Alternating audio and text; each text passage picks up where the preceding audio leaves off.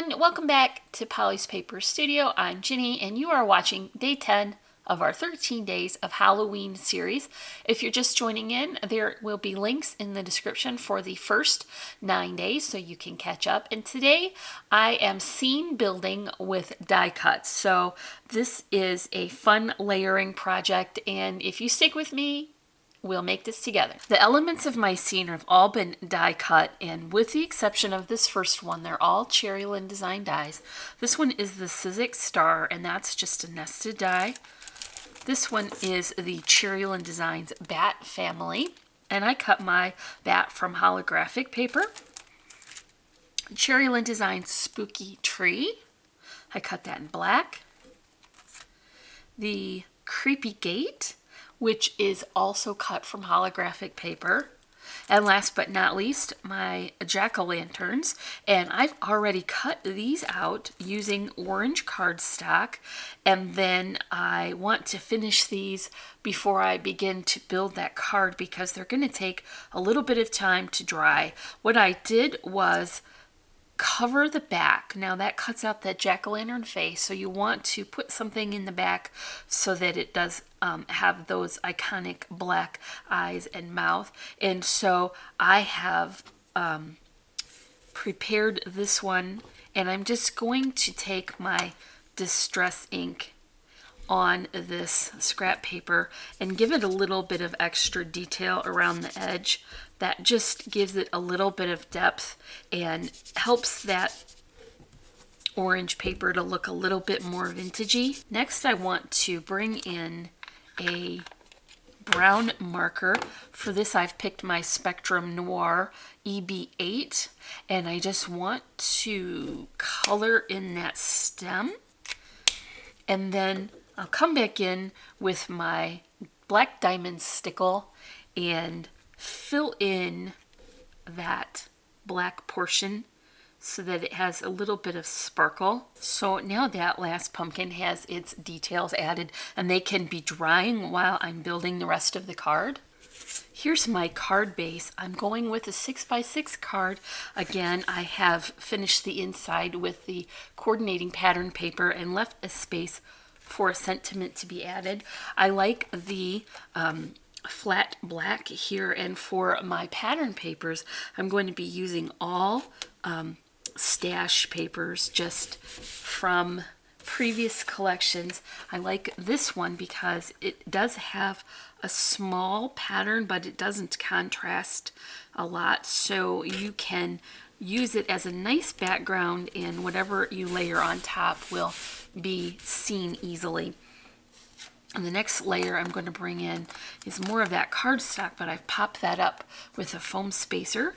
So this will be our dimensional element. And then I'm just topping it with this very non-contrasting black houndstooth. And this is a really small scale, so that is definitely going to be great background for our die cut pieces. I've got a moon cut just from some glittery cardstock, and I'm gonna aim that about right here. And then here's my tree. I had just enough space on this one to add a little bit of double-sided adhesive, but we're gonna have to go back to our zig pen to get the adhesive on the branches and use a little bit of scrap paper so that you don't accidentally get glue on something that you don't want glue on. And I'm just going to overlap that moon. And while that is setting up, I'm going to put my glass block on it so that it will hold down all those picky little pieces so it will have a good contact.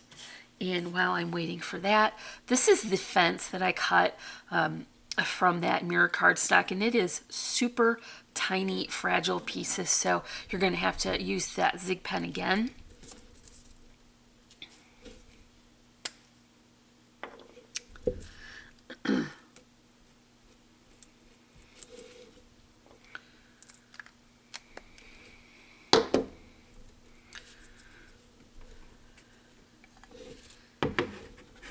And here's my fence detail right along the base of that tree. I'm going to make sure to get it as straight as I can. And then put that weight back on it. While that is setting up, I'll share with you the pattern paper for the bottom of the card. Is just a really small dot from one of the 6x6 paper pads from Graphic 45. I cut it to size so that it would use the border for the raised section, and then I use the stitch hillside border to create that hillside detail with the stitching. And I'll just line that right up with the cardstock on the bottom.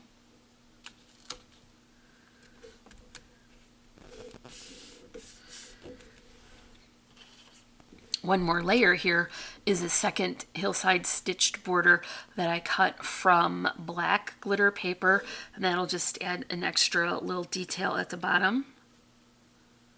Cut the same width so it will fit right in that border. Now I can bring in my pumpkin friends, and they are all going to work together, so they're going to be a bit of a layered piece so that I can get all of them in. I'm kind of staggering them along so it looks like more of a natural arrangement. Then the last little one we just did is going to go right here in the front. Now I've got that star from the Sizzix Stars, and I want to put that down first because I also have that bat, and I think that would look nice layered over top. I originally had the double-sided adhesive tape on that, but I realized that that really wasn't going to stick to that glitter paper very well. Okay, there is my moon details. And last but not least, I have this gorgeous bow that I tied from my Really Reasonable ribbon, orange taffeta. I really love this gorgeous ribbon for its vintagey orange color. It works perfectly with most of the cards I create. I've put another layer of twine on top and a vintage button, and I'm just going to add that right here. Here's our project for day 10 of our 13 days of Halloween series. If you enjoyed this project, make sure you come back for the rest of the holiday inspiration.